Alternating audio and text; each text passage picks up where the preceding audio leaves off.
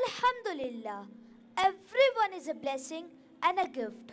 We all help each other along in our life, and the things our children will do will be the great benefit for the world, inshallah. It's so hard and difficult to breathe in today's air. Yeah, my friend, I always think so fortunate our forefathers were who enjoyed the pure and clean air and an undisturbed environment. But friend, is it not possible now? Can we ever get a chance to enjoy pure air? Yeah, it will be possible, inshallah. But for that, we all are required to stand together and take an oath to make this dream come true. Yes, if we have a strong willpower, then Allah Ta'ala will help us. So we shall see this in the forthcoming performance presented by Standard 8th and 9th. अस्सलामु अलैकुम वरहमतुल्लाहि वबरकातुहू। आज हम आपके सामने एक ऐसा drama पेश करने जा रहे हैं जिसमें एक निहायत शाइस्ता और मुहज़्ज़िब खानदान की तस्वीर कशी की गई है जो न सिर्फ दरख्तों की अहमियत को समझता है बल्कि इस ड्रामे के ज़रिए वो हम सबको उसकी अहमियत का एहसास कराता है। ज़रा गौर फरमाइएगा। पहला मंजर। अरे बाबा, जरा सुनती हो, मेरे कपड़े लेकर आ जाओ।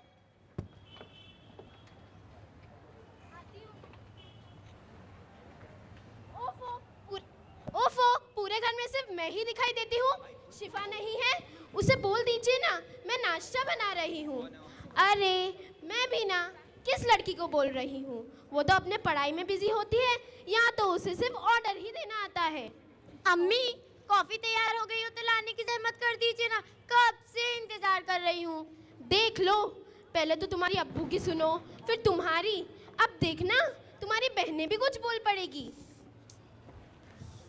अम्मी, मेरा स्कूल का यूनिफॉर्म कहाँ पर है?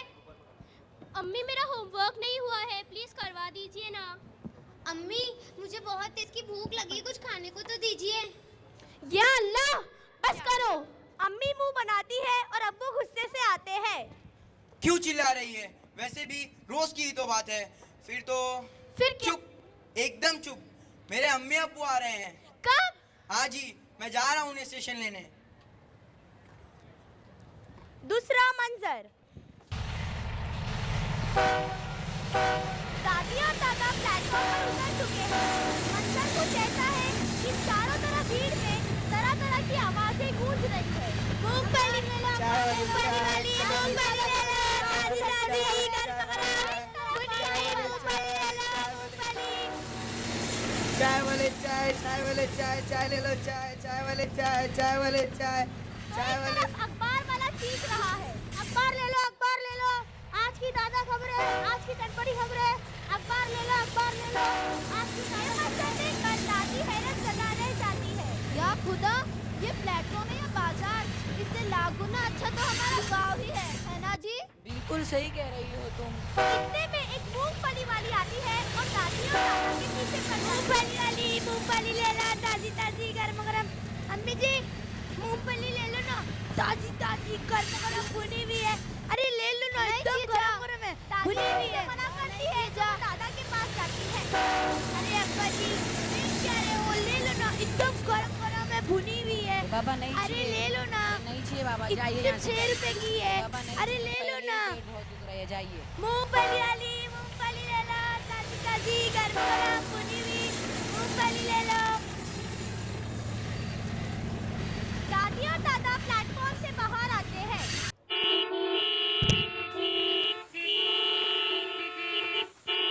बाप रे, कितनी गंदगी है यहाँ पर। दोनों देखते हैं कि आसपास की जगह पर कूड़ा पड़ा होता है तो कोई माँ अपने बच्चे को शौचालय की जगह रास्ते पर ही करवा रही है। मम्मी मम्मी टॉयलेट आई है, मम्मी मम्मी टॉयलेट आई है, मम्मी मम्मी टॉयलेट आई है। अरे बेटा, वहाँ कहीं कोने में जाके कर लेना। अंदर देख कितनी भीड़ है, वहाँ अंदर कहाँ जाएगा और बेवजह के 1-2 रुपए खर्च हो जाएंगे। चल, उसके बदले में चॉकलेट खा लेना। चल वहाँ कोने में कर, मैं टिकट लेके आती हूँ। वाह जी वाह, इतने बड़े शहर में रहकर भी कितने कंजूस है लोग, है ना? हाँ, तुम सही कह रही हो।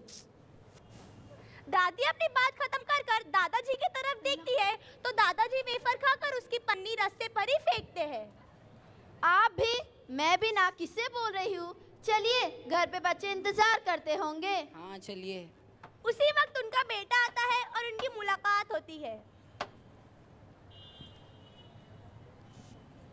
अस्सलाम वालेकुम अब्बू अम्मी। वालेकुम वालेकुम अस्सलाम। अस्सलाम बेटे। कितने दिन हुए आपसे मिले हुए?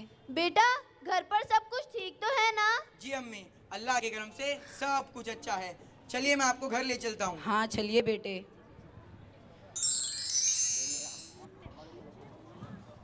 तीसरा मंजर,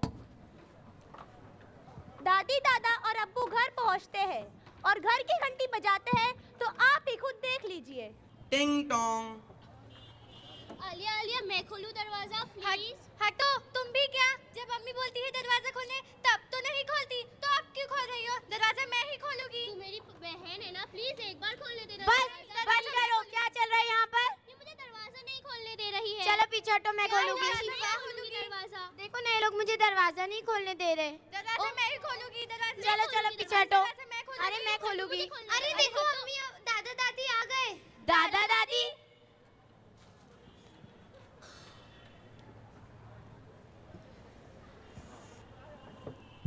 अस्सलामुअलैकुम। वालेकुम अस्सलाम। बच्चों, सलाम कौन करेगा? अस्सलामुअलैकुम। वालेकुम अस्सलाम। बच्चों, क्या हुआ अब्बू अम्मी? बेटा पहले मुझे आराम करने दो, मैं बहुत थक चुकी हूँ। क्या हुआ दादी? दादा दादी को क्या हुआ है? और दादा आप भी कुछ ठीक नहीं लग रहे। आखिर बात क्या है? मुझे तो कुछ नहीं समझ में आ रहा। अरे बेटा पहले थोड़ा आराम तो कर लेने दो, फिर सब बताता हूँ। ठीक है अब्बू, चलिए।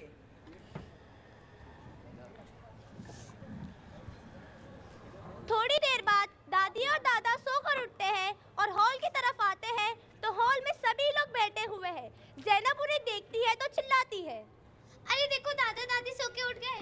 तो इतना चिल्ला क्यों रही हो? क्या हुआ अब्बू अम्मी? हाँ अब्बू, आखिर बात क्या है? अरे बेटा क्या बताऊं, जैसे ही हम प्लेटफॉर्म पर उतरे तो उधर इतनी गंदगी थी, बाप रे बाप। न लोग शौचालय का इस्तेमाल करते हैं और न कूड़ेदान का। हर तरफ कूड़ा ही कूड़ा बिखरा पड़ा होता है और धुआं, उसकी वजह से तो मुझे सांस लेने में भी कितनी तकलीफ हो रही थी। और शोर तो इतना था कि क्या बताऊँ। एक तरफ से अखबार वाला चिल्ला रहा था तो दूसरी तरफ से मूंगफली वाली दिमाग खा रही थी। और जब हम प्लेटफॉर्म के बाहर निकले तो हॉर्न की आवाज़ ने तो मेरा सर ही घुमा दिया। अरे दादा आप बिना कौन सी बात लेकर बैठ गए? ये तो हमारे इस महान से शहर का माहौल ही है। हाँ, आपको यहाँ कदम कदम पर गंदगी ही मिलेगी। वैसे भी दादा, बड़े बड़े शहरों में तो छोटी छोटी बातें होती रहती है और अब तुम लोग भी शुरू हो गए क्या? बेटा ये छोटी सी बात नहीं है। इन गंदगियों की वजह से हमारी सेहत पर असर पड़ेगा और ये हमारा फर्ज बनता है कि हम अपने आसपास के माहौल को साफ सुथरा रखें। आप ये सब छोड़िए ना दादी, कितने दिन हो गए आपकी कहानी सुने हुए। चलिए ना, हमें कोई कहानी सुनाइए ना। हाँ हाँ दादी सुनाइए। चलिए ना दादी। सुनाइए ना। ठीक है बेटा, आज मैं तुम्हें इसी से जुड़ी एक कहानी सुनाती हूँ। आओ। चलिए अब्बू, मैं आपको सैर पर ले चलता हूँ। हाँ चलो बेटे।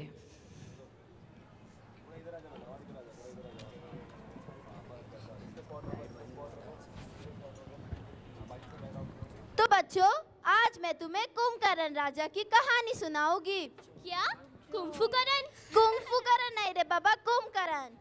अरे वही ना जो हमेशा सोता रहता है। क्या तुम्हें उसके बारे में मालूम है बेटा? नहीं दादी मुझे नहीं मालूम, बताइए ना। हाँ हाँ दादी बताइए ना। सुनाइए ना दादी, जल्दी बताइए। अरे बेटा सुनो, बहुत पहले की बात है।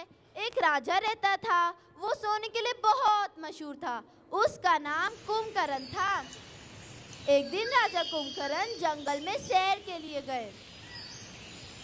जंगल में ठंडी ठंडी हवा आती है और इसकी वजह से राजा कुंभकर्ण को नींद आने लगती है। नींद आने लगती है? हाँ, नींद आने लगती है।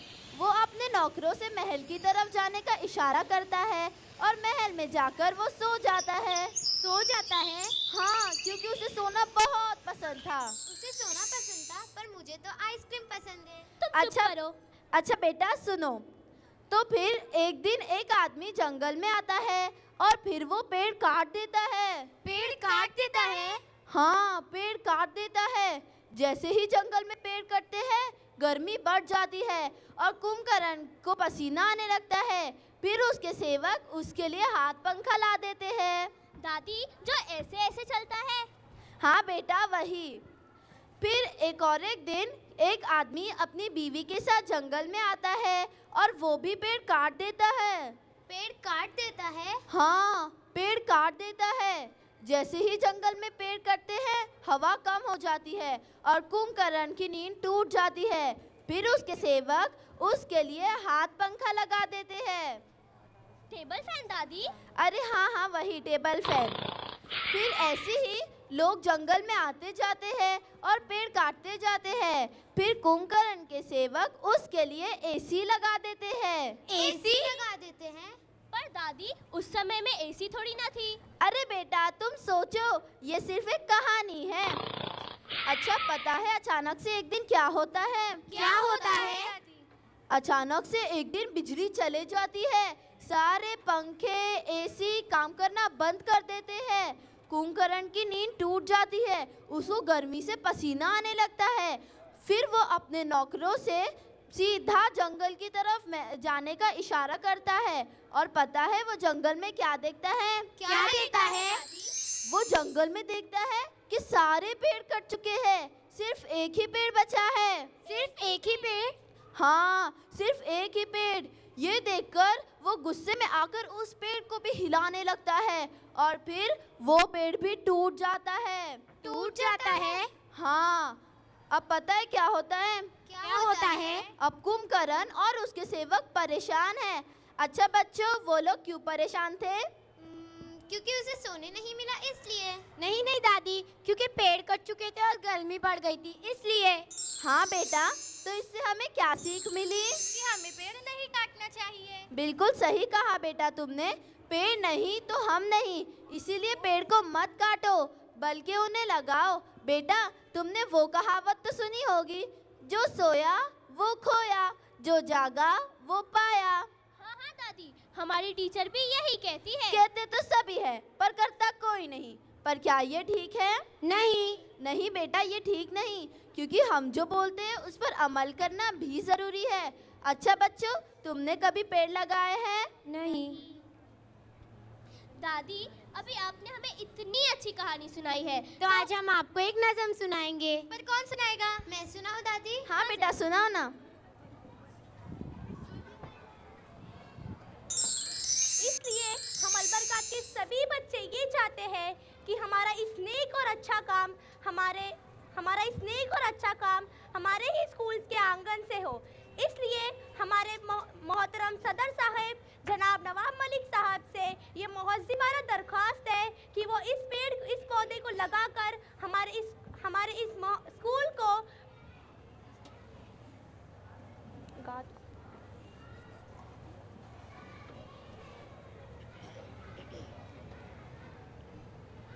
धूप में जब कभी थक के आऊं, छाँव तेरी मेरा दिल लुभाए, अपने पत्तों से पंखा झले तू, लुत्फ ठंडी हवाओं का आए।